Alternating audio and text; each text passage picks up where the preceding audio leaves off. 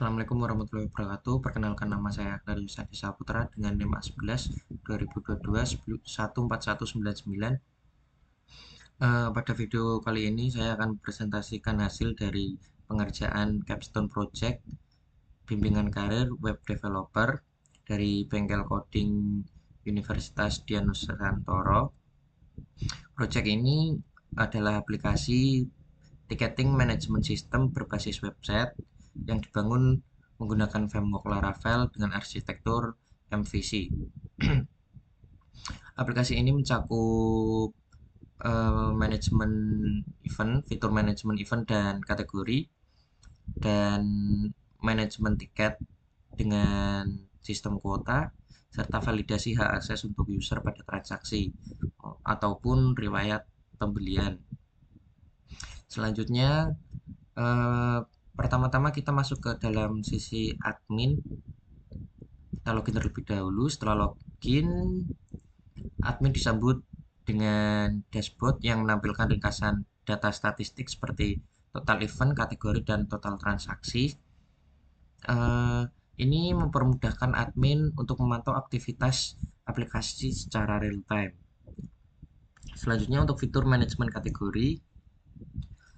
Dalam fitur manajemen kategori, saya akan mendemonstrasikan proses throw dan dampaknya ke dalam database.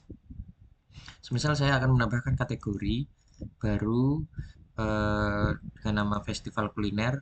Tombol simpan ini akan melakukan perintah insert ke tabel kategoris dan data kategori baru tadi festival kuliner muncul ke dalam list ini. Apabila terjadi kesalahan, admin dapat mengeditnya. Misal saya akan mengedit menjadi festival jajanan. Tombol simpan ini melakukan perintah update ke dalam database dan bersifat permanen. Nah, jadi festival jajanan. Selanjutnya ke fitur inti yaitu manajemen event dan tiket. Admin dapat mengatur detail event ataupun stok tiket. Misal saya akan memilih konser musik rock. Dalam konser musik rock terdapat list tiket yang berisikan dua tipe yaitu premium dan reguler dengan harga sekian dan stok sekian-sekian. Semisal saya akan mengubah tipe tiket premium untuk stok 150 menjadi 200. Di sini admin dapat memiliki kendali penuh atas kuota. Misal stok awal tiket 150. Lalu karena permintaan tinggi, terus admin menambahkan menjadi 200 tiket. Kita simpan. Perubahan ini langsung memperbarui kolom stok di tabel tiket pada database. Angka 200 inilah yang menjadi acuan validasi baru. Artinya sistem sekarang mengizinkan hingga 200 orang untuk membeli tiket ini. Selanjutnya ke sisi user. Kita logout terlebih dahulu. Nah, saya akan mengakses halaman ini sebagai guest atau pengunjung yang belum login. Pengunjung dapat melihat detail event dan harga tiket. Namun perhatikan tombol di bagian kanan ini. Karena saya belum login, tombol yang muncul ada login untuk checkout.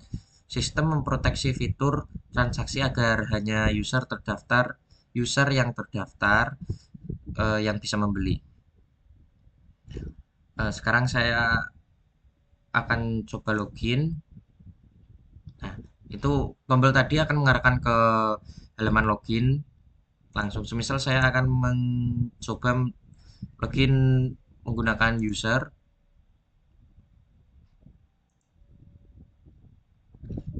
Bisa dilihat. Nah, bisa dilihat tombol otomatis berubah menjadi checkout. Ini menunjukkan bahwa sistem sesi ataupun session telah mendeteksi user yang valid. Misal saya akan men-checkout 2 tiket premium. yang aslinya stoknya 196.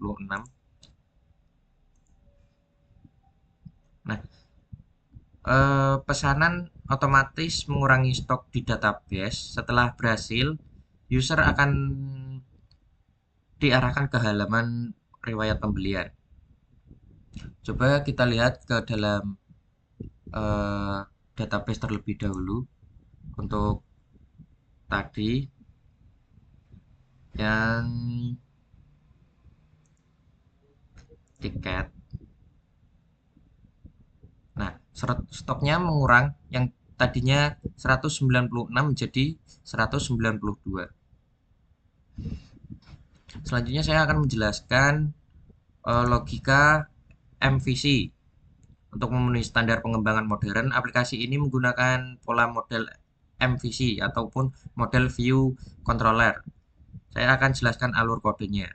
Yang pertama, buka untuk routes. Nah, routes web.php. Mulai dari routes, develop web PHP saya menerapkan middleware out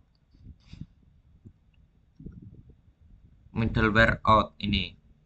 Eh, untuk post atau order saya memasukkan dalam grup middleware out. Inilah yang menyebabkan user tamu tidak dapat mengakses URL checkout tadi dan harus login terlebih dahulu. Selanjutnya untuk interaksi data saya menggunakan ORM di model event.php.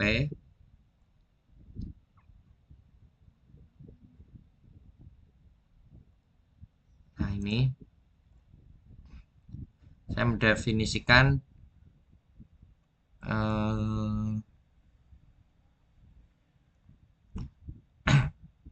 belong to kategori. Nah, ini belong to kategori yaitu satu event memiliki satu kategori dan has many ticket. Satu event memiliki banyak jenis tiket. Ini memudahkan untuk pengelolaan data yang kompleks.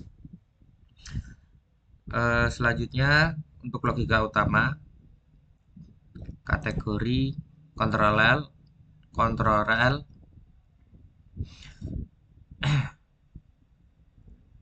logika utama di controller saya ambil contoh pada metode update.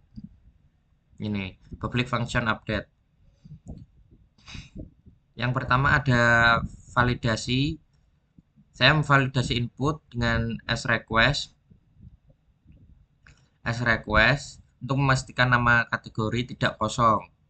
Find data selanjutnya menggunakan ID dan update server. Setelah ditemukan, saya memperbarui properti nama secara spesifik dan menyimpan perubahannya ke database menggunakan metode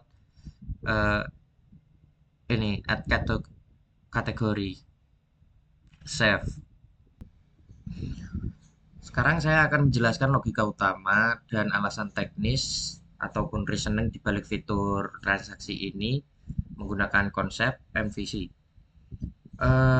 Logika pusat berada di order controller pada metode store ini.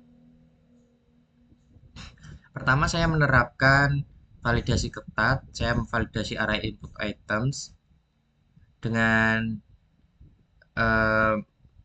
untuk memastikan tiket ID benar-benar ada di tabel tiket. Terus dan jumlah yang dipesan minimal 1 untuk mencegah data sampah dan manipulasi input masuk ke dalam sistem. Ini untuk codingannya seperti ini agar benar-benar di tabel tiket dan minimal 1 untuk mencegah data sampah ataupun manipulasi input masuk ke sistem. Selanjutnya untuk menjaga stabilitas sistem, saya membungkus seluruh proses pembelian ke dalam database transaction. Ini ke seluruh database transaction ini. Dan alasannya adalah untuk menjaga integritas data.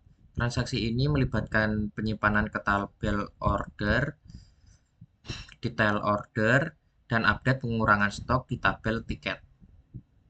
Ini ya, pengurangan stok di tabel tiket. tanpa transaction jika server mati setelah disimpan order, tapi sebelum kurangi stok, data akan rusak. Dengan fitur ini, jika salah satu langkah gagal, maka semua perusahaan dibatalkan ataupun rollback. Selanjutnya, poin paling penting dalam reasoning saya adalah di baris ini. Dalam sistem tiketing, sering terjadi race condition di mana banyak user menekan tombol beli secara bersamaan saat stok tinggal sedikit.